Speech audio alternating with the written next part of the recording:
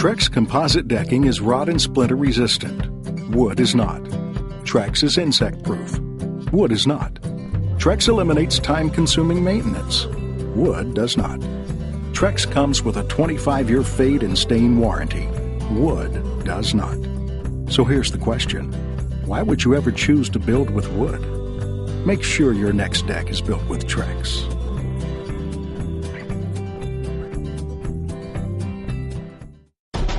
This is the Best of Mike and Mike podcast. Subscribe now by going to the Listen tab in the ESPN app. The Best of Mike and Mike.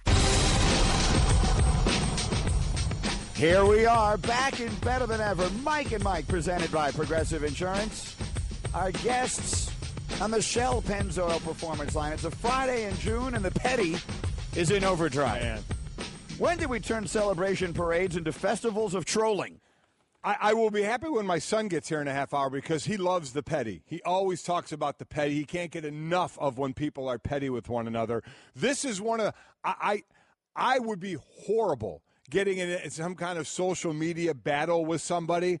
It would be just like when I was on the football field.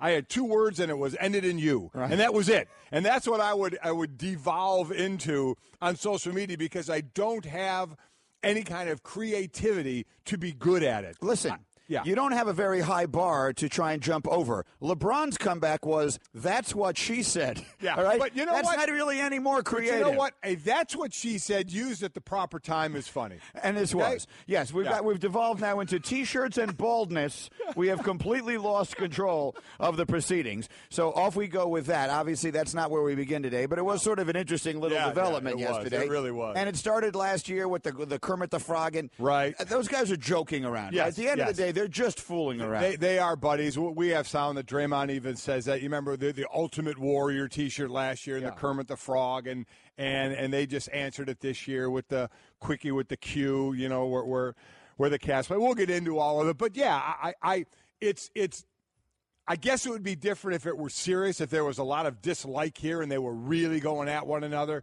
But I think these guys are pretty good friends, so I think it takes on kind of a national. They're letting us in on their joke, right? They're including the nation because you can in social media on their kind of one-upsmanship on each other. And their friendly trash talk. Yeah. Sort of in a way, to make a ridiculous comparison to like you and your brothers might have been doing one time, if you won a championship, he didn't win a championship. Exactly right. You show up and put the ring on the table. There's not a malice behind it. It's a humor behind it. But they do it nationally. And we all get to share in it if you want. And these guys are mega superstars, and they're doing it at, Draymond, you created the super team. I mean, it's all so incredibly funny. Yeah. But it does sort of harken us back in a week in which we see the championship decided, and things move so quickly, and yet they take so long now. Maybe because so many things happen in such a concentrated period of time. I mean, the NBA Finals just ended this week. That feels like it was 2 years ago, but that was Monday. Yeah. And then through the rest of the week, we had this look back at the 80s of the Celtics and the Lakers. Now, can you imagine like Kevin McHale and Kurt Rambis wearing Kermit the Frog, hats and saying, you started the clothesline, bro? I mean, that's kind of not the way the vibe was 30 years ago. 30 years ago, they would have just fought. Exactly they right. would have just met somewhere. Because they genuinely didn't like each other. That's the difference. That's the biggest difference, right. And that's so exactly which one is better? Is it better that the joking around and about LeBron's baldness? By the way, he went bald. He bald. Shaved his head. Yeah. We just saw him Monday. As Scott Van Pelt would say, he came home. Yes, I've heard Bomani use that expression. Used it. I've heard them use it in connection, I must say, to your son. Oh, yeah. They're constantly imploring Mike Mikey. Is 27. He's not ready to go home just yet.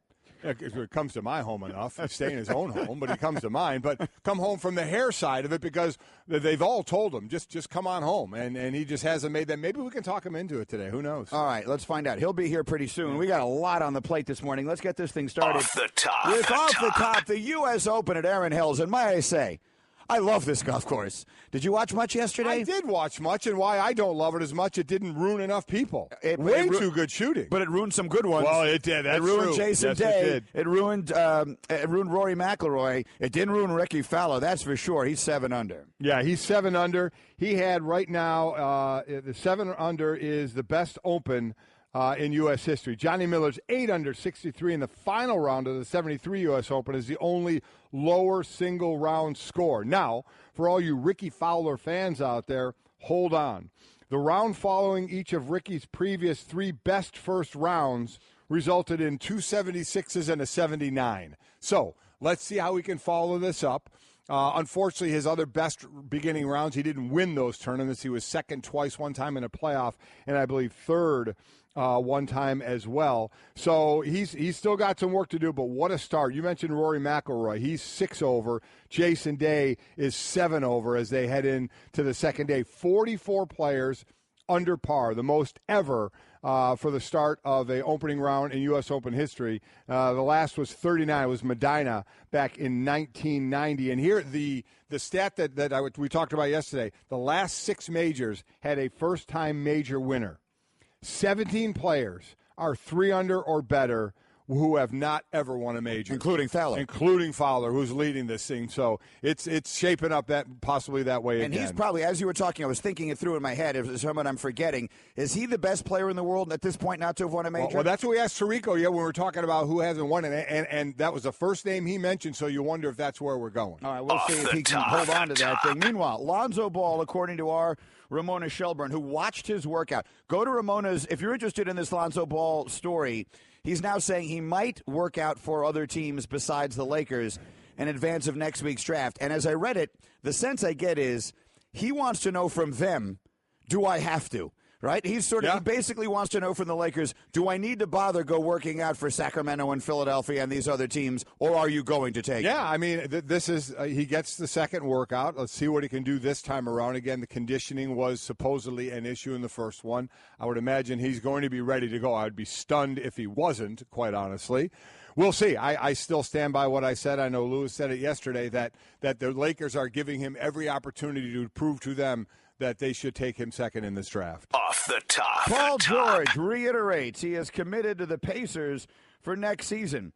But there's a sentence in the story that just cracks me up. He said, we need some more talent. We need better players. Yes, you and 28 other teams. Yeah. There are basically, the NBA has become Duke and Kentucky, and then everybody else is Butler, Dayton, and Creighton. And that's pretty much who you are at this point, Paul George. You got to go to Cleveland. Again, to know his situation, has 2 years left on his contract, but he can opt out after this next year. So that's why we keep talking about if he gets traded, it would be for 1 year, and then basically you may only get him as a 1-year rental. He said, I'm a Pacer. I'm under contract. I intend to play. He didn't discuss whether he continued to play for the Pacers beyond 2017, 2018. Why would he do that? Because he's not going to. Off the top. And finally, Matt Harvey, in what has been a season that is just a catastrophe for the New York Mets.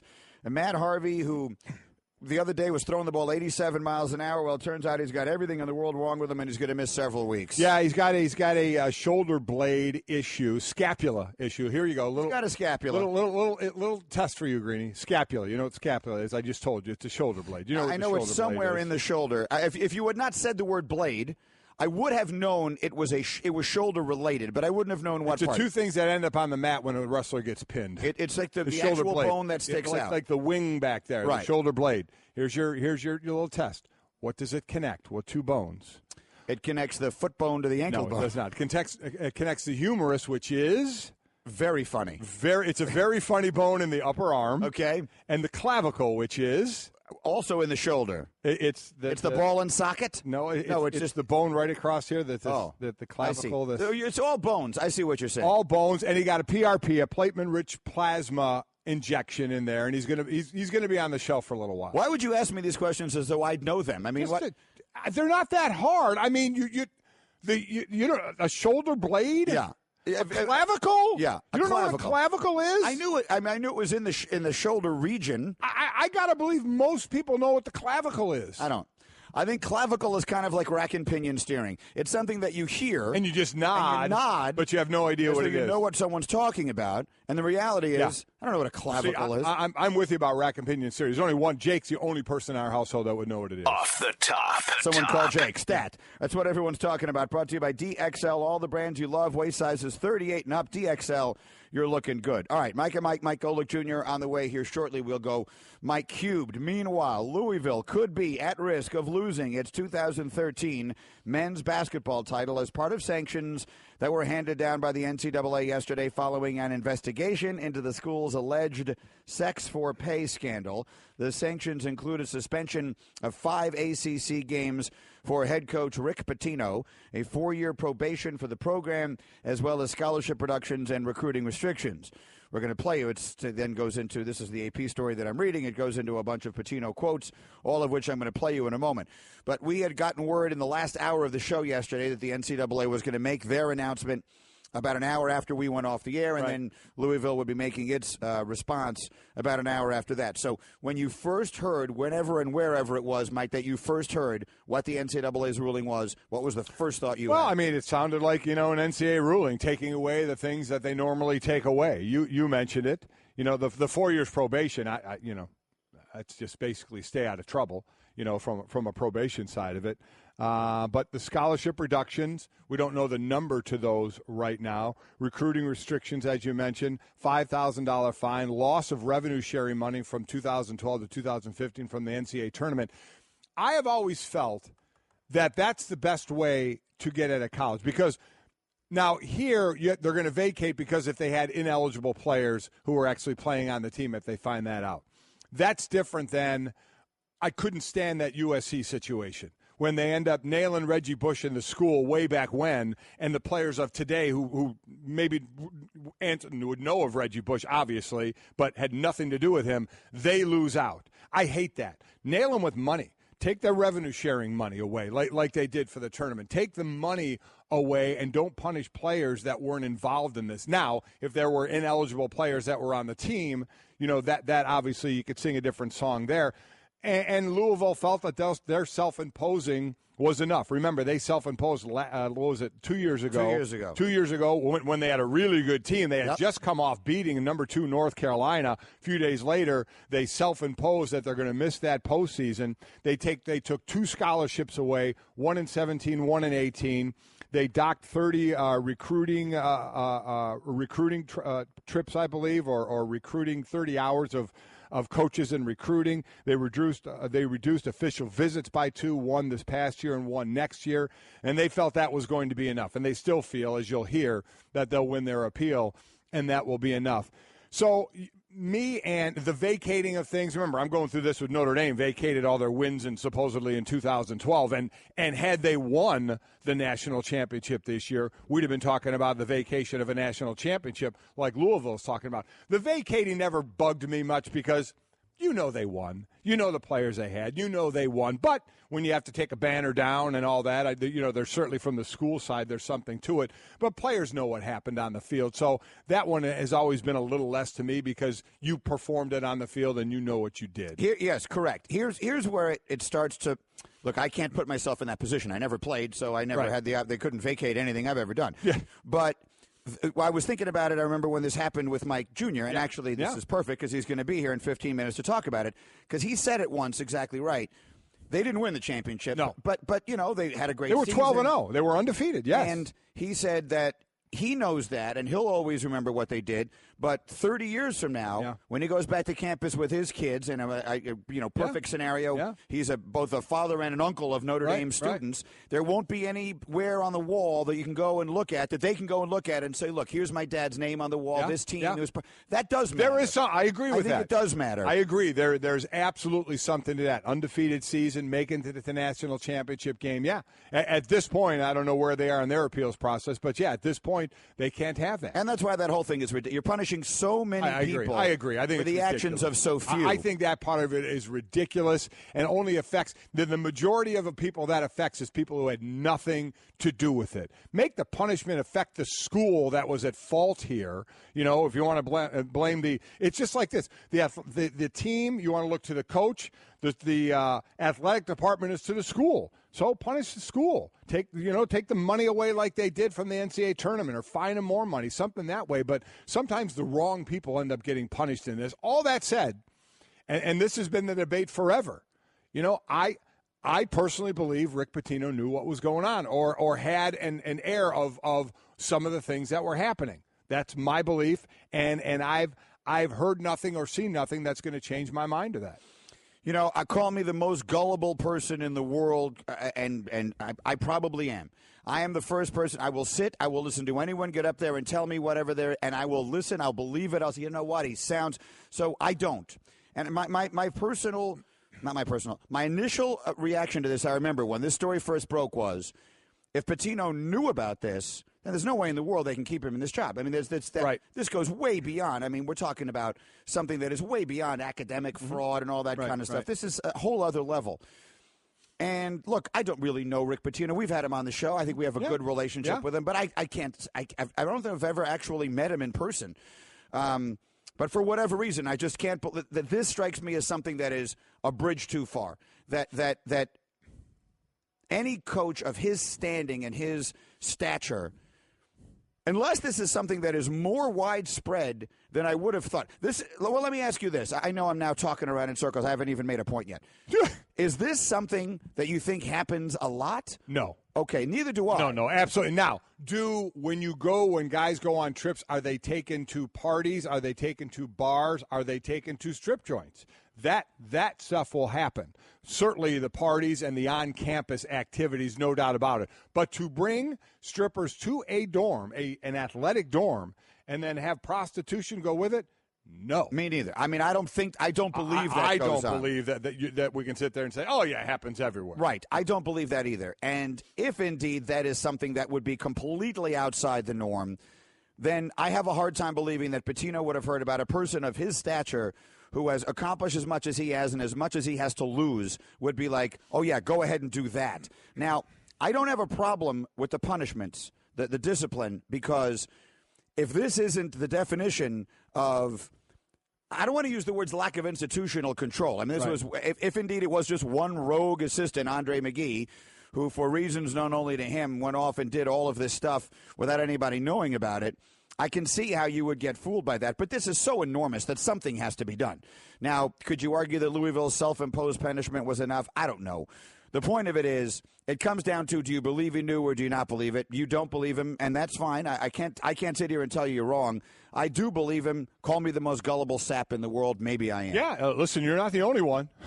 Pretty powerful voice here at ESPN believes him as well. I have it. That you're talking about Jay. Yeah. So, all right, I have it on my screen. Yeah, can I play it here? I'll play Billis. This is. Oh, you have a different one. Okay, this is Jay Billis from yesterday. Like, I get that we're laying this at the feet of the coach because it's the easiest thing to do.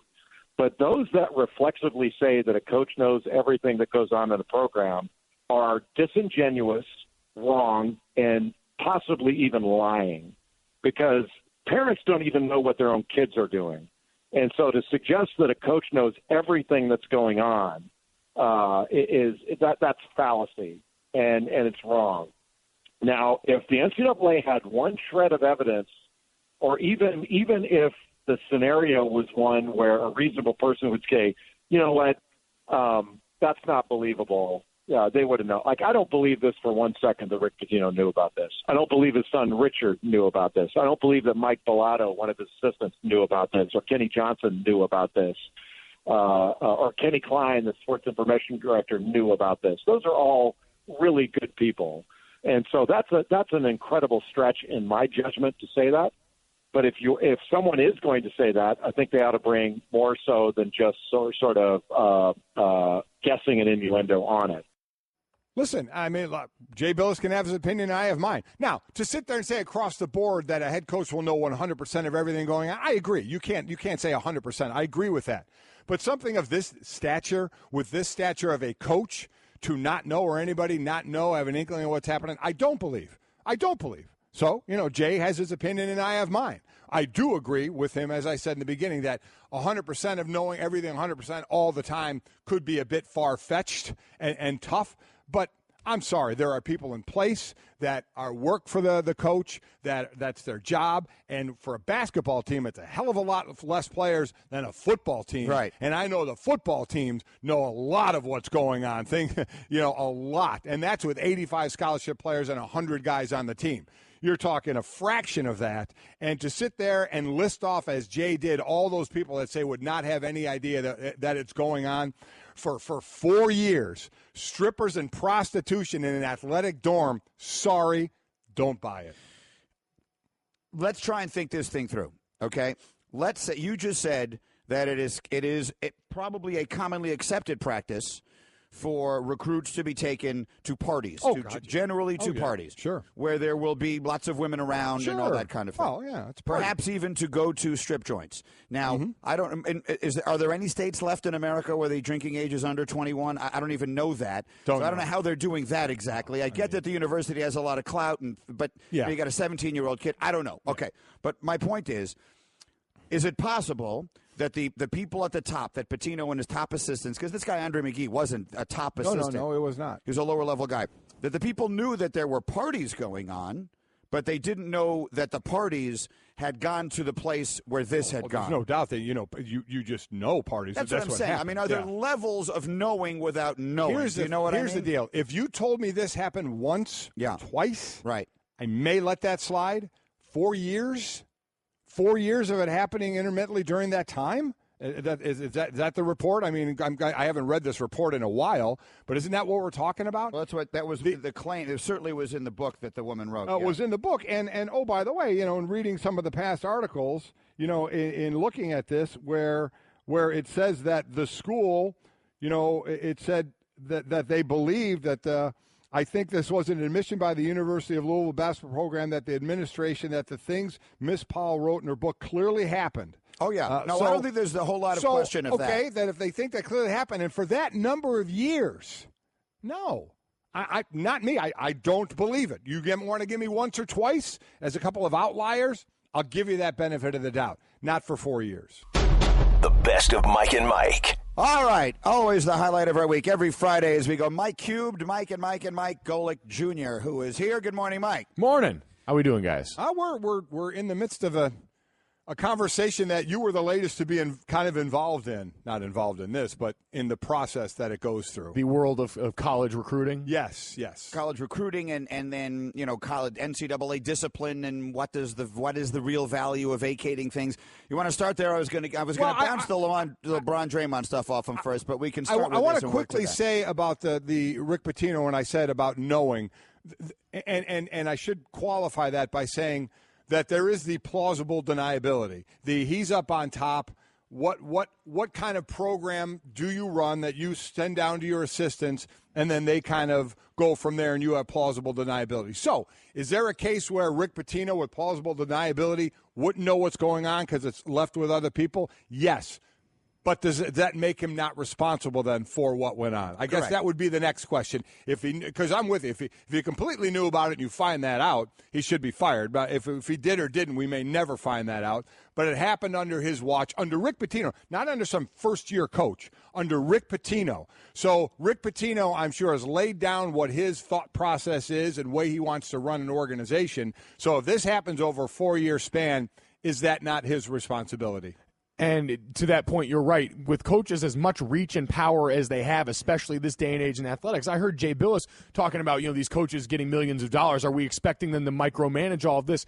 Yes, because they already do. This idea that we'd be sequestering student athletes from the normal student population already happens at most places. Like Notre Dame, we went there knowing it was the exception where you're rooming with regular students and you're intermingled with that student population in a way that's sort of unique in D1 athletics in this day and age, because usually you're separated off in your separate dorms and you've got your own facility and you've got coaches that always want to know what you're doing.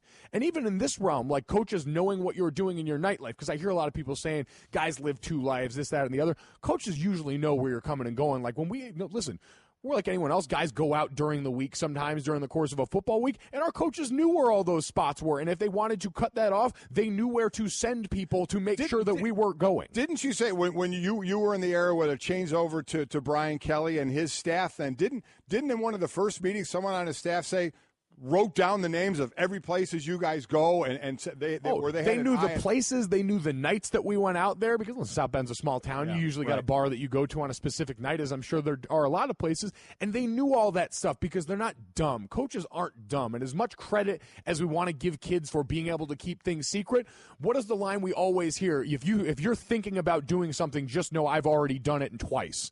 is usually what line that your guys' generation would give to me as you're handing down that kind of advice. And so how are we really expected to believe that, at the very worst, that he knew about everything going on, and at the very best case situation, you're either coaching it or you're allowing it to happen, right? That's the phrase we always use. That's the phrase we use. So I guess that would be it. If you think he knew it happened, or you think that he should have been aware of it, and if he did know it happened, then he should still be held responsible anyway. Right, but I think there's a huge gulf there is a big those difference, two. And I should say that's where I don't know. Do I know he specifically knew about this? When I say about the sanctions, I get the sanctions, but there is you're on top, we're going to keep you away from this, we're going to do what we do, but if the trouble arises from that, the man at the top still has to be responsible for it. Again, I'll go back to what I said before. You can call me the most gullible sap in the world, and I probably am.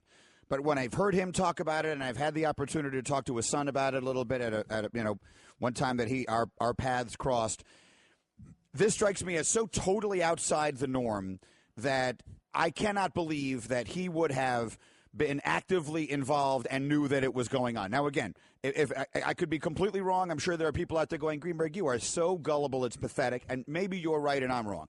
Do I believe that this is something that the coach has to ultimately take responsibility for? If this was going on, that's on you. The buck stops there? Yes, I do. So exactly what the punishment should be, that's for other people to decide. Do I think that ultimately he has to take responsibility for what happened in his program? It has his name on it? Yes, I do. Do I think he was actively aware this was going on? I do not. So from that point, Mike, I would ask you, you obviously were in college the latest from us as an athlete. Could you imagine that going on at school, where I think Jay broke it down to over a couple of years that averaged out to once a month, which is still a decent amount. Yeah. If that were happening at school where you were with your friends and everything, do you think there's any way the coaches wouldn't catch wind of it or know about it, even if they weren't the ones that started it? Do you think it could be kept from them for that long? No, because you've already broken through that barrier by having a coach involved in this. Like I said, when you go on recruiting visits, you know the rules. Like, you're not supposed to take guys off campus. There's not supposed to be alcohol. There's not supposed to be this, that, and the other.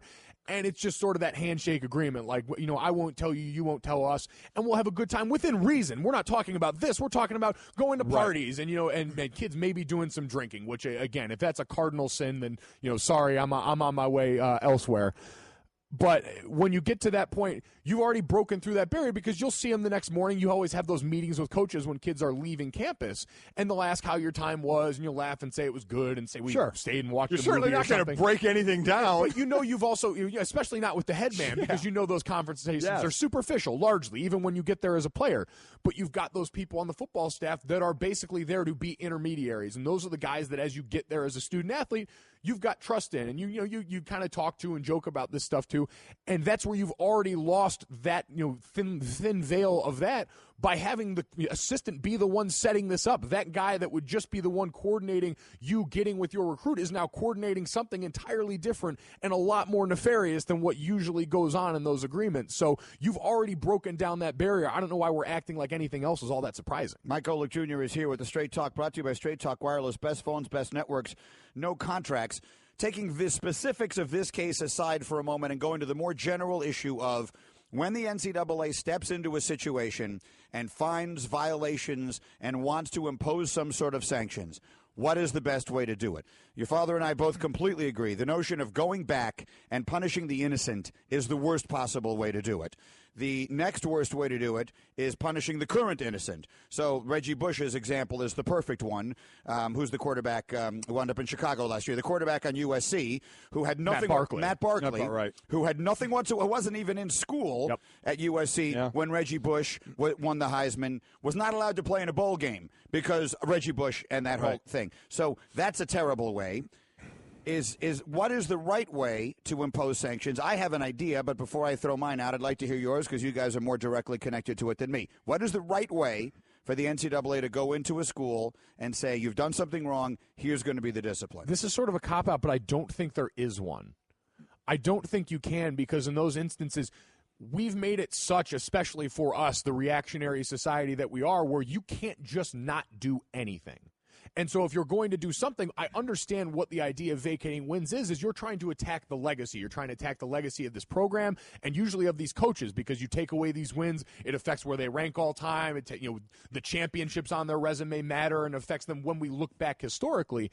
And that's what you're trying to guard against. But you're right, in the immediacy, there's very few ways to do this without there being collateral damage of people that were no way involved. What you have to do is lessen the collateral damage. And here's my way.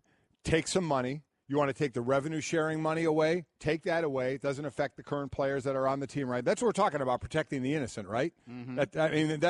Should that be first and foremost, protecting those guys that had nothing to do with it? So you take that money away, it punishes the school, and scholarships. Scholarships now, it may affect the program down the road, but we're talking about, again, there's some collateral. It can hurt the program, but we're talking about what's the least way to affect guys who have not been Matt Barkley. How do you least affect him? You take some revenue-sharing money away from that school. You take some future scholarships away. They still get to go on the field and play their way, and they're not punished for anything. You have to find a way. I agree with Mike in saying it's all somehow going to affect the school and or the team. So what's the least effect you can have on the innocent while still punishing the guilty? Guys don't really talk about antiperspirant. Despite that, 91% of Dove Men Plus Care users recommend it. Here's what they said. It blocks the, perspiration, I think is the fancy word. It's comfortable. It smells nice. My girl likes the smell. Well, it's hard. I think it's quite masculine. My underarms aren't the worst thing at the gym. It's kind of like the Hoover Dam from my armpits, I guess. Dove Men Plus Care Antiperspirant. Tough on sweat, not on skin. Hey everyone, Mike Golic here. Support for Mike and Mike podcast comes from our friends at Rocket Mortgage by Quicken Loans. Chances are you're confident when it comes to your work, your hobbies, your life. Rocket Mortgage gives you that same level of confidence when it comes to buying a home or refinancing your existing home loan. With Rocket Mortgage, you can apply simply and understand fully so you can mortgage confidently. To get started, go to rocketmortgage.com/Mikes. Equal housing lender, licensed in all 50 states, NMLSconsumeraccess.org number 3030. All right, some more Twitter reaction. Brian tweets, if the NCAA is so convinced this happened, how can Pitino's suspension only be 5 games? I'll say again, I think there's a difference between Pitino should have known and we believe Pitino did know. I think, and that's it. I think the NCAA believes Pitino did not know, but is still responsible for his program. Because if they thought he did know, or anybody thinks the punishment would be much, much more than that. And that's still the side of it. I don't know if we'll ever find out if the head coach actually knew or it's all handled by everybody else and the plausible deniability comes into play and it doesn't reach back up to the top. But you're still responsible for it, hence 5 games. Yeah, short of them coming out with some sort of damning text messages or email change, we're never going to have the evidence that we would need to make a decision. And recruits aren't going to, let me tell you another thing. Recruits aren't, when they meet with the head coach the next day, they're not talking about that. It's not like, because they're going home to their parents. How was your trip? Oh, great. We had this, strippers and a prostitute in the dorm. They're not even talking about that. We may hear it from somebody later on down the line, but certainly not now. Yeah, I mean, think about being a 16 or 17-year-old kid in a room with Rick Pitino. You're going to be minding your P's and Q's because you want to play basketball at the University of Louisville. That's your end game in this. So you're putting on your best face in that room. That's not going to be an honest and forthright conversation. But if this kind of thing was going on as long as it was, and listen, they didn't discredit the book. No, they did not. Katrina Powell is the woman who wrote the book. Katina, I think it is, Powell is the woman who wrote the book. And if they believe that the things that were in the book were false, the reaction from the school and from the athletic department would have been completely different than what it was. Right. So there is at least a tacit acknowledgement that something like this went on here. Yeah. And the fact that it went on, and perhaps as long as it did and as frequently as it did, and that it took her writing a book for it to get out is remarkable unto itself. Because who knows how many 16 and 17-year-old kids went through there and didn't say anything. It is because, if they're 17 and 18-year-old kids, if that's 4 years ago, they're now 20, 21 years old. And that is the other part of it. I think a lot of people that are on Louisville side are saying, why haven't we heard anything from these guys? Why haven't, they're getting to the point now where they're going to be out of college and maybe they'll talk about it. Maybe they won't while they're still in college. Maybe will they at some point. Maybe they don't want to. I don't know. But I can see that from the people who are backing Louisville to say, wait a minute, none of these guys are talking about it. We don't hear about it. So we're basically, you're believing, this one lady writing a book. and I don't want to let the individuals involved in this from the players, student athletes side escape blame completely, especially if the guys hosting were complicit in some of this that went on. But at the same time, we talk about having to be the adult in the room. All these lofty ideals that we talk about with the NCAA, where you're supposed to be shaping young men. And I heard Sarah Spain make this point on Izzy and Spain the other night. If this is the way you're coming into your college experience and this is how you're being shaped, and they're telling you this is what's going to happen, this is going to be your reward for being a Louisville basketball player, then you're going to go through and see this happen every year and think this is normal, this is just how it goes. This is just the way things are. And we know that's the worst excuse to keep doing something, but when you've got kids that are young, impressionable, and willing to believe in this thing, and in a world of college sports where we don't give kids a ton of agency to begin with and don't really like when they stand up and say things even when they're just innocuous and normal, it's going to be less and less likely that you're going to break the code of silence that usually happens. Plus you might also just not think that it's wrong. If people you respect are telling you, yeah, the rule is written that way, but everyone does this, so don't even worry about it. It's sort of like speeding. Everybody speeds, even though the sign says 55 on the side of the highway, then you might come away believing that. Like, I use that example when the Ohio State the tattoos for the uniform, selling uniforms came up. If the seniors, if you're a freshman, right, Mike, you walk into this campus and the seniors that you look up to, these great players, some of them whom are famous, are telling you, yeah, we all do this. We go over there and they give us free tattoos and we give them little stuff and no one says anything and it's no big deal. You think, oh, okay, that's how it goes. And you don't even necessarily, it doesn't click in your head that this is something that is wrong. Now, that's one thing and what happened here is another, but I understand how you might come away believing that, well, this is just accepted practice and it's really not that big of a deal. And it just blurs the lines because when we talked about that sort of, wink-nod agreement where you're not even supposed to take these kids into party environments, and that happens anyway, you could argue that that's the slippery slope to where we get. I guess for me, as I try to rationalize it in my own head, like maybe there's a point where you need to cut all of that off, or you'd hope at some point maybe there's just an understanding of like the basic human decency that would prevent you from stepping over a very clear line that's drawn in our world. Like we know that there's a different degree to this. We all feel it when we talk about it, but it's harder to explain that away, like you said, to kids that just get indoctrinated in this. I just think of the money you could have saved on ink if you did what they did at Ohio State. Man, no kidding. I would say Travis can probably school us over on that. Mike and all that Twitter through the 1-800-Flowers.com Twitter feed. Nothing makes a spring, birthday, or anniversary more magical than 1-800-Flowers.com. Right now, 1-800-Flowers is offering an exclusive 24 for 24 offer, 24 multicolored roses for $24. That's only $1 per rose. Go to 1-800-Flowers.com/ESPN. All right, if you'll indulge me a moment here. Golfers everywhere, I think, had to absolutely celebrate something that happened yesterday in the first round at Erin Hills. Okay? Mike, I've been telling you for the longest time, you must respect the golf gods, okay? You must pay homage to the golf gods. You must never tempt the golf gods. I drink to the golf gods when I'm out there. You must not, but you cannot do it with a smile on your face. Oh. You cannot do that jokingly. Okay. You must, so two different people this week.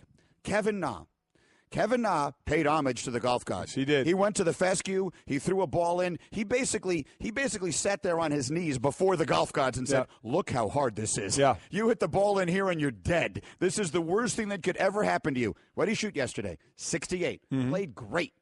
Rory McIlroy, ladies and gentlemen, spat in the face of the golf gods. I can't do the Northern Irish accent, but if you can't hit the ball in this big, huge fairway, you deserve whatever happens to you. Don't cut down the fescue. That is slapping the golf gods in the face. Rory McIlroy might as well have not made the flight to Wisconsin. Did you see him yesterday? He's hacking out of that hay all day long. That is exclusively because he tempted the fates. He laughed in the face of the golf gods, and he 100% deserved what happened to him yesterday.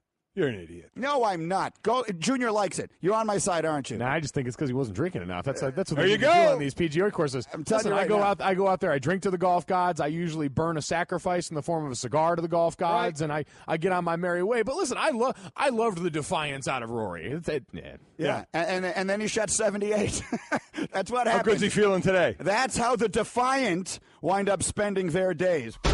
The best of Mike and Mike. All right. I don't know how many people got a chance to watch all the first round yesterday. I thought it was a great first day of the U.S. Open. I love the golf course. Listen, for me saying I love watching these guys struggle, I certainly saw enough guys struggle, and certainly more than a few big names struggle, but there was some good golf out there. There was some good golf, and the course for the links like court, I love that. Me too. I wouldn't want to play it. Or I'd enjoy trying to play it. You don't want to play at 7,700 yards. No, I do not. And, boy, what a great day they got. What a beautiful weather day they got. And if it's not, well, let's bring Brad in on this. Brad Faxon is a part of Fox Sports Golf, doing all of the tournament there with Azinger and Joe Buck and that whole crew. Good morning, Brad Faxon. How you doing today?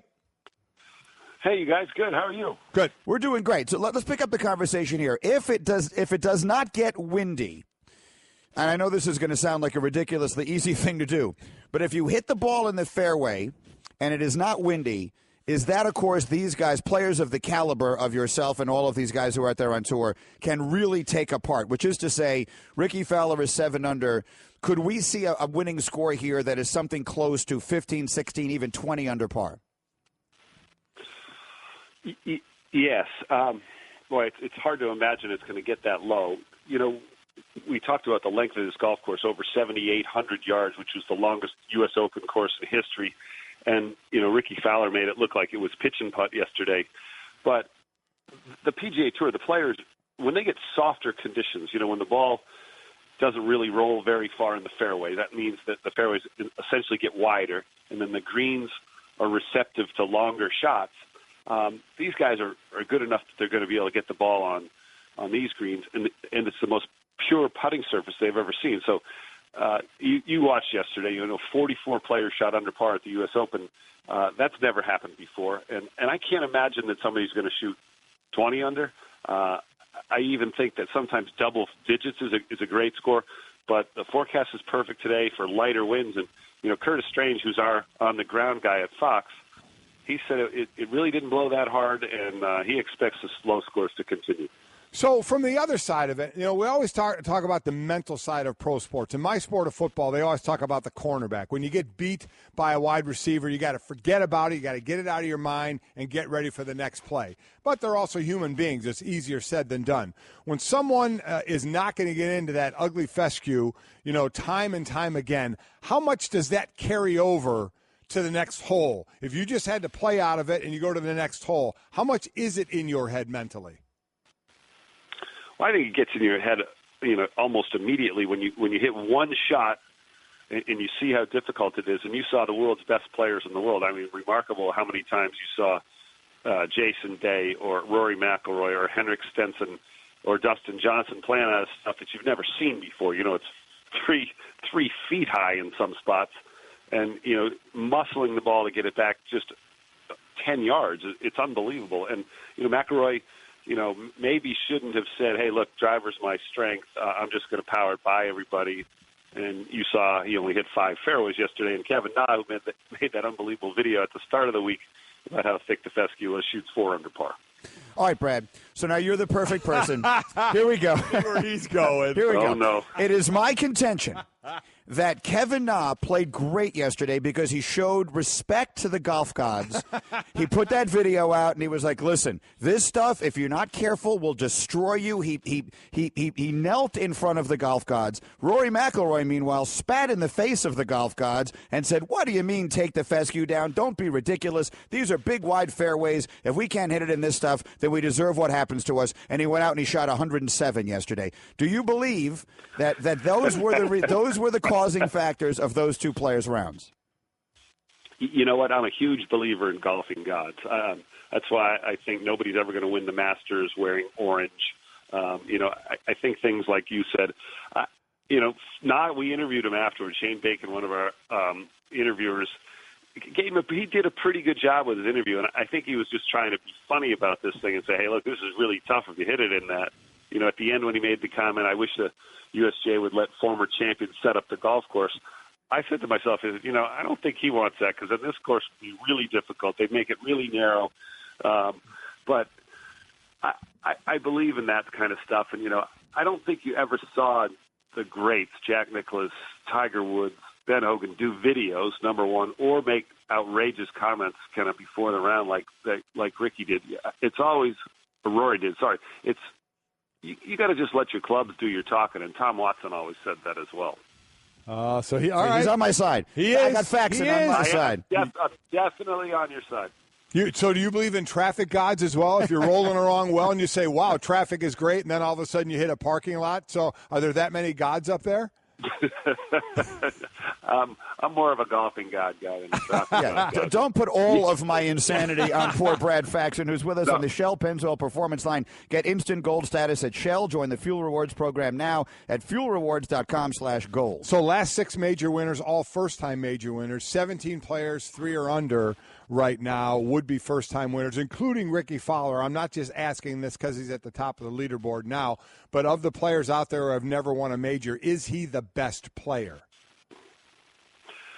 Well, I think he is, and his stats show that, too. If you like statistics at all, there's a stat called all-around, and the all-around stat measures, your driving distance, your driving accuracy, your greens, your putting, your scrambling, there's a dozen of them they put together, and whoever's the lowest amount, whoever's best in those combined rankings is the number one in all-around. He's number 2. Dustin Johnson would have been number 1, and Ricky Fowler is one of the best drivers in the world. And that combines his distance and his accuracy. So it gave him a chance to play almost every shot from the fairway. He hit 12 out of the 14 fairways. He had 15 greens, and he only had, 24 putts. So 7 birdies, no bogeys. Lowest opening round at the U.S. Open since 1980 at Baltusrol, near you guys where Nicklaus and Tom Weiskopf started. So, he's won the Players' Championship. I think he's been one of those guys since he turned professional, let's call it eight years ago. You would have thought would have shot up into superstardom, and he hasn't reached the potential everybody else wants, but he's on a steady incline, and I think he has Butch Harmon helping him out, and Butch is a strong guy mentally and keeps guys in perspective, and Fowler's just gotten better and better and longer and longer. Mike and Mike, Brad Faxon is with us. I'm back to the fescue, which I think so many American golf fans don't see a whole lot because you don't see a lot of that on the American tour. And we see it maybe once a year when we all watch the British Open. But the guys who play over there all the time, there's a ton of that, of course, on all of these link-style courses in Scotland and Ireland and across that. Is this genuinely worse than that? Is the fescue they have at Erin Hills significantly more penal than what you might find at some of the more famous venues in Scotland and in particular the places where they might play the British Open? Yes, and first of all, I'd say that Erin Hills, which is it's a very new golf course. It was opened in 2006 with a real intent of hosting a major championship at some point early. It's almost an experiment for the USGA, and it's working. The first time the Open's been to Wisconsin, a lot of the players, including Paul Casey, who's in second place, like the look. You call it a linksy look. I wouldn't call this a links course because links courses are really more sandy soils where the ball runs and runs and runs like crazy. But this place is the fescues here, like you talked about, and we're talking about fescue. It sounds like it's an appetizer. It's the thickest stuff you've ever seen, and most of the fescue you'd see in the famous links courses in Scotland and Ireland, they're more wispy than this stuff. This stuff is thick. The fescue, there's all kinds of names for the different kinds of fescues they have. There's red, there's tall, there's chewings. They're all bunched together so closely, and the most dangerous part are the parts of the fescue that are just closest to the fairway. So that's why you're seeing so much action, on these holes. Going forward, we've seen, as we've mentioned it, 44 players under par, best first round ever at a U.S. Open. How far down the leaderboard do you go? To what score past that, the 44 players there? Do you go further than that? Can a player at even, 1 over, 2 over? How far down do you go of somebody who you think can still pull this out and win it, who's behind Ricky Fowler? You know what, Mike? I was looking at the scores after play yesterday, and we were kind of blown away at Jason Day. He had an awful day for him. He birdied the last hole to shoot 77. 79. He was 7 over par. And he went to hit balls on the range, and I'm looking at Curtis. I said, would you have done this? And Curtis shot an 80 the first round of the Masters. I think he said 1980. And then he ended up shooting 65, making the cut, and had a chance to win. So Dave's quotes were, hey, look, I just want to get back into the competition, see what I can do. So for him to do that, I was looking at the scores. Top 60 in this championship make the cut. On the PGA Tour, it's top 70. So if you double the scores, that means if the scores were the same as they were yesterday, even par would be the cut. I have a really hard time believing it's not going to go to 1 or 2 over par, just because there's always the choke factor from a lot of the players that haven't played in an Open before. The better players like a Dustin Johnson, who didn't get off to a great start, will come back. They know the course a little bit. That they know it's do or die for them. So I think guys at +2, that's a target for a lot of the guys that didn't play a good round. But it was amazing to see these guys, the top players, crumple, all the favorites. And, some of the best amateurs in the world were beating out, Dustin Johnson and Rory and Adam and Matsuyama, all those guys that didn't play so well. Brad, we're really enjoying watching it. Thank you so much. Enjoy the day today. We'll be watching all weekend long. Thanks, Brad. Yeah, look, Mike, I just hope we don't have controversy like we did last year. I love talking to you, and hopefully we have a good champion at the end of the week. SportsCenter brought to you by 18 Birdies. Golf is awesome. The free 18 Birdies app makes it even awesomer. 18 Birdies makes your phone the scorecard, and every time you use it, you also have a chance to win balls, clubs, and amazing golf experiences. Download 18 Birdies today. Speaking of 18 birdies, Jordan Spieth could have made almost that many yesterday and didn't. Spieth was in the fairway all day. He had a million looks at birdie and missed them all, or almost all. He wound up shooting one over, which the way he hit the ball yesterday to shoot one over, for a guy who putts the way he generally does. So I'm telling you today, my prediction today, and you should ignore it completely, because my pick to win this thing was John Rahm, and he was out of this thing 3 holes into his day yesterday. But the guy to watch is Spieth. If Spieth hits the ball the way he did yesterday, as good a putter as he is, I have to believe those will start falling. He's 1 under, one over. That's why I think he can play his way back. That's why I asked Brad Faxon how low we have to go to think of somebody that can come back. We saw Day and Rory.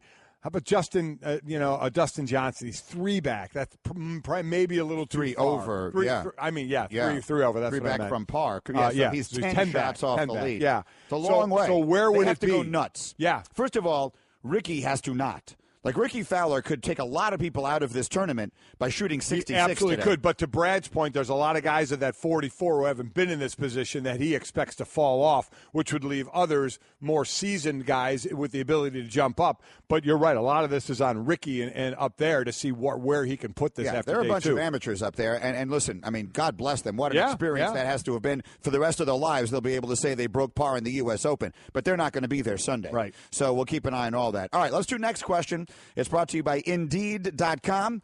Post your next job opening on the world's #1 job site. First question. True or false, Ricky Fowler is the best golfer on the planet that hasn't won a major? Well, I'm going to say true, because enough people involved in that sport have told me that. I can't get it out of my breakdown. Others would be Lee Westwood, Brandt Snedeker, Matt Kuchar, Stricker, Luke Donald. So I'm going to rely on others to tell me that, and they all seem to say Ricky Fowler. Yeah, I think the most accomplished would be Westwood.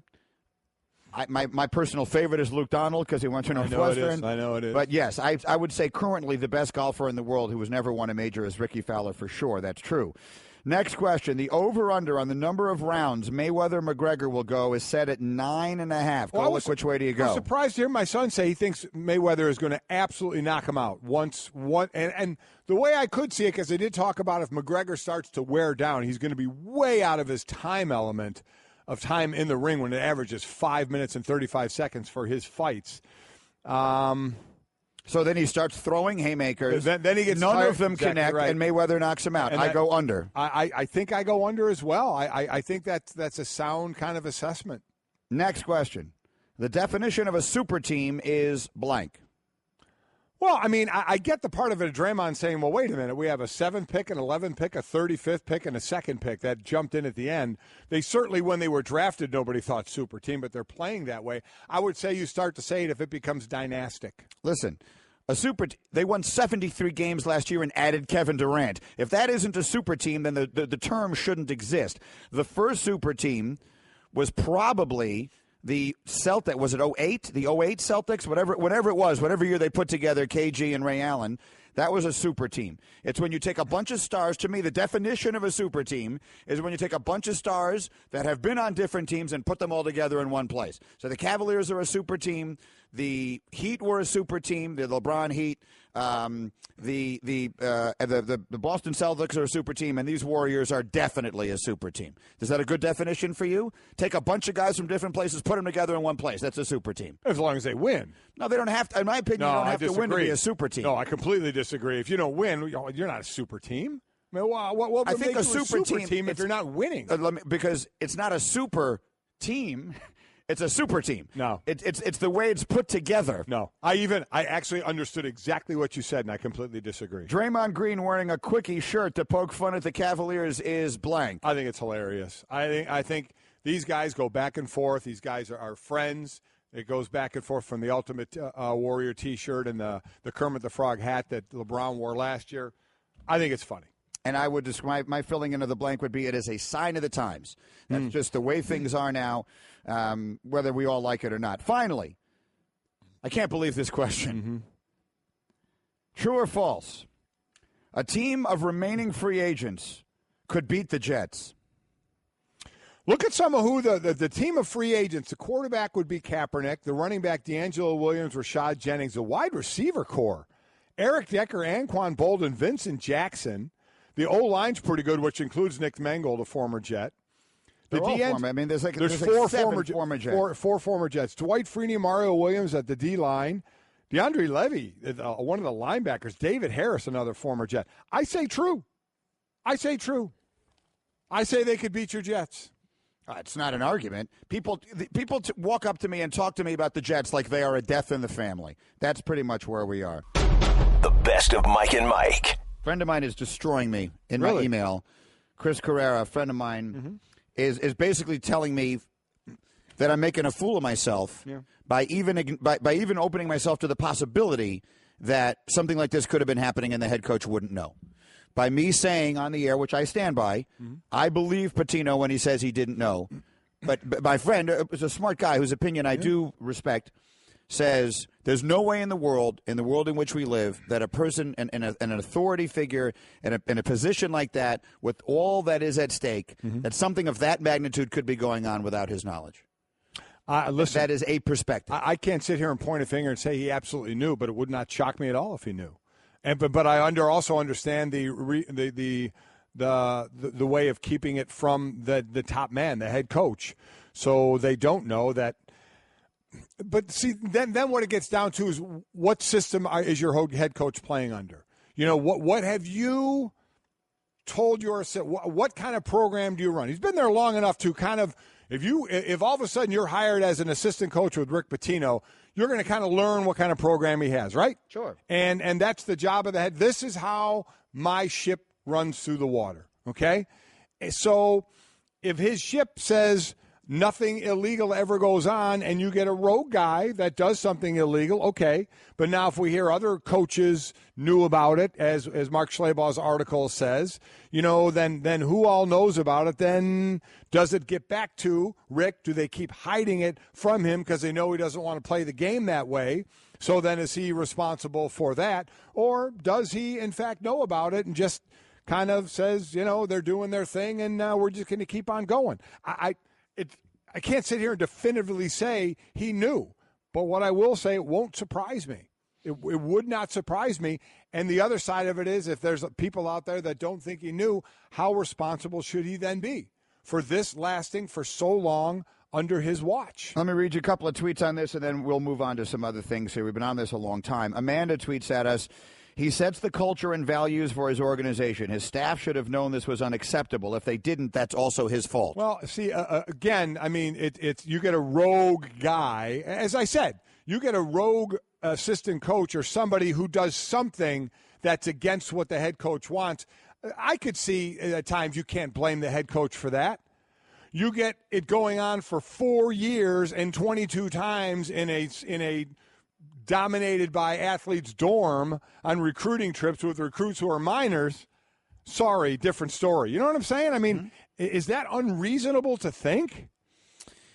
It's certainly not unreasonable to think. I mean, that's the point. That's why they were punished. Make it clear.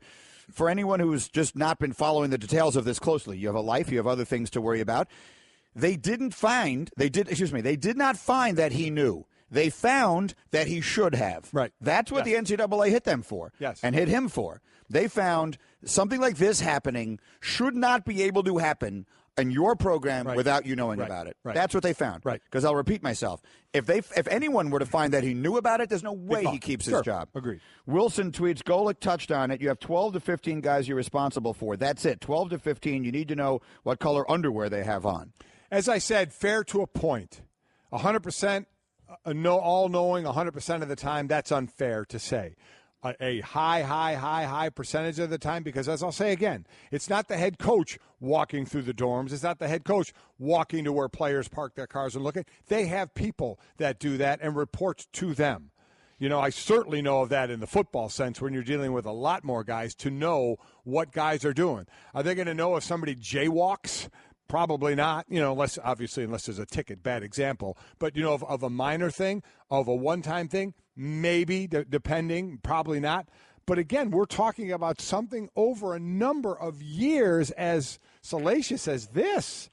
It doesn't seem possible. Kyle tweeted at us, it's called culpable ignorance when you didn't know but should have. So it's a good term. Yeah. Culpable ignorance. You were ignorant to this, but you should have known about it. Our friend Booger McFarland is clearly listening to the conversation because he's been tweeting along a little bit, and he tweeted, impossible for coaches to know everything kids do. Some of you don't know everything your kids do, but now the coach is supposed to know, with a question mark. As I just said, yes, I agree. Booger, I agree. 100% knowledge 100% of the time. But if your kid was doing something for 4 years and you didn't know about it, I think people would look at you as a parent, wouldn't they? Wait, your kid was doing this for 4 years? 22 times over a 4-year period, and it cost this amount of money that he was getting from somewhere, and you didn't know about it? Oh, what kind of parent are you? You don't think that would be asked of you, Booger? It would absolutely be asked of you. So what do you say in that case? I mean, boy, my kid really pulled the wool over my eyes. I wasn't aware enough as a parent. Certainly the blame is with the kid, if he's 17, 18 years old. I'm not saying a 4-year-old, with what they're doing. But I would ask you, Booger, it's one thing if they do it one time. 4 years, that many times, you didn't know? You didn't have an inkling? Somebody didn't know? Find it hard to believe. Whether it's a head coach or other people, I just find it way hard to believe. That's what the NCAA found, though. I mean, that's what it is. The NCAA found you're a bad parent. You should have known this. They found that, but I'm not sure that's it. I'm not sure how many coaches knew. Did Pitino know? I know that's what they got, and that's what you're going to live with, and they're trying to appeal it. It's not going to get worse unless Andrew McGee all of a sudden wants to do a tell-all, or somebody who knew more about this comes out and starts to say more. It's not going to get any worse. They're going to appeal. They're either going to win their appeal and things will be lessened, or they'll lose their appeal, and whatever they got hit with, that's going to be the fallout, and that's going to be the end of it then. Until somebody like McGee or anybody else that was involved in this comes out and tells us more. So I read you Booger's tweet, and someone wrote back to him, it isn't about knowing what happens. Inform a member of his coaching staff, set it up and paid for it. That's his responsibility. And Booger wrote back to that tweeter, he is responsible, no doubt. But to say he knew and sanctioned it is totally different. No, it's absolutely different. Absolutely different. Yes, 100% agree with that. All right, so we'll leave that there for the moment. It's a good conversation. We talked about it for quite a while here, and I'm sure it's not going away. They're going to appeal, and maybe more things will come at it, and you touched on it. Andre McGee will not remain silent forever. No, we will not. At some point, Andre McGee will tell his side of the story. Okay, we got a big fight coming up. 2 months and change. We got McGregor. We got Mayweather. We talked about it much of the morning yesterday, and so did pretty much everyone here at ESPN. And there were a lot of really interesting perspectives taken in any number of different directions. We found 2 of them in particular we really wanted you to hear. You want Le Batard first or Kellerman? It's a fight. Max is a fight guy. Let's hear what Max has to say. Max. Max, by the way, is in Vegas right now because HBO has a big fight this weekend. But Max, whom you all know now from First Take right, with Stephen A. and company, and is a boxing guy through and through. And this was his analysis of what he expects to happen and not to happen in the fight. I can tell you how the fight will go. Floyd will dance on him early. He will give everyone a show. If McGregor doesn't tackle him and take him to the mat and then security jumps in, Floyd will knock him out as he pleases. The reason Floyd doesn't score as many knockouts as others do, or as some other top fighters do, is because he's not a huge puncher and he's facing other experienced boxers. When people say, well, McGregor has a good chin, you know who has a good chin? People who don't get hit on the chin. Floyd will be able to hit McGregor whenever and wherever he pleases. McGregor will not be able to touch Floyd. He went on to say he does not believe that McGregor will land a single punch. I think that, to me, I think that's ridiculous. I mean, McGregor he's not a pro boxer, I get it, but boxing is part of what he does, and he did box before that. To say he won't land a punch, I disagree with. I think he'll land a punch. Well, here's the thing I'd say. If you took, I don't know, here's what I don't know. I don't know how good a boxer Conor McGregor is or isn't. He's probably a better boxer than I am a tennis player. So pick the men's A singles champion at your country club, all right? Someone who is a good tennis player, right? If that guy played Roger Federer in tennis and Roger Federer didn't want him to win a single point, he wouldn't let him win a point. Right. He wouldn't win a point. So is McGregor, as a boxer, closer to Floyd than that guy is to Federer? I could see McGregor not winning a round, but I can see him landing a punch. Oh, in fact, I would say it would be stunning if McGregor won a round. Agreed. Because we sit there and watch all the highlights of McGregor punching people in the octagon and people going down. Okay, we know boxing is part of it, and he's punching other people who are MMA fighters, not boxers. So, listen, we both agree Mayweather is going to win this thing. I'm starting to lean more toward he's going to, even though he's not a knockout guy, that he is going to knock him out, because I think McGregor is going to get tired, and I think McGregor is going to leave himself exposed at times, and Mayweather will take advantage of that. I would say this, too, that if the number one seeded male singles player in the NCAA, I don't even know who that is, but whoever the best college tennis player in America is right now played Federer, he would win a point. Yeah. He would win several points. Federer would easily beat him, but he would win a few points. Agreed. And so is McGregor that as a boxer? I don't know. I mean, he's not a professional boxer, so we really have no idea how good a boxer he is. I think McGregor lands some punches. I think McGregor doesn't win a round, and I think McGregor gets knocked out. So, I mean, basically what Max just told you is more comparable to when I was a kid growing up. We had a country club, and the men's A single champion was a man named Al Zuckerman.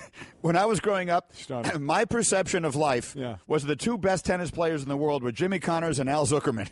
He was that man who was a tennis player at our club, and he was the best player there, right? If Al Zuckerman played Jimmy Connors, he would not have won a single point. Right. Is Conor McGregor closer to the best tennis player in the NCAA right now, whoever the number one college tennis player is in America right now, or is he closer to Al Zuckerman? Which one is Conor McGregor as a boxer? I'm not calling Conor McGregor Al Zuckerman. I feel like not doing it. Okay, I feel like, and Mr. Zuckerman, you know how much I always loved you growing up. I hope you're listening. But the point of it is he's now using you as the before person. Though. No, I mean, well, whatever. He was a friend of my parents. Either way, that's not the point. Here is the point. The point is that I feel like Max is saying, when he's saying he's not going to land a punch, that Floyd will hit him at will. Well, literally, anytime he wants to punch him, will do so. I feel like Max is saying Conor McGregor is Al Zuckerman. Well, I completely agree with that. And I don't agree with that assessment. To actually say that Conor McGregor won't land a punch, if Max was serious, I completely disagree with that. I think he was serious. And I didn't see that part of the discussion, but our staff sent it out like it was serious. Yeah, I think it will be a dominating fight ending in a knockout, but to say that Conor McGregor won't land one punch, that I don't agree with. I'm going to find a picture of Al Zuckerman, and I'm going to tweet it alongside a picture of Conor McGregor. Wooden racket? That's what has happened. Oh, yeah, that was back in the day, the Don A. There you go. The Don A. That was the racket that Borg played with. Okay, I'm supposed to know that. I know he played with a wood racket. That was a well-known racket. Don A. Well, that was a it was brand. A well-known for those of you in a country club. No, tennis players, people who play tennis. That would be like saying a Titleist now. I mean, it was a brand. No idea. Okay. It was before Head. It was before Head came out with the big, oversized racket. That was the first one. All right. The point of it is, what we're ultimately telling you here. A sounds like a piece of clothing you wear. He donned the Don A. He did. He perhaps did. But that was the racket Borg played with. Either way, the point I'm trying to make here is that Conor McGregor is to Floyd Mayweather as Al Zuckerman is to Roger Federer. Al Zuckerman getting a lot of love.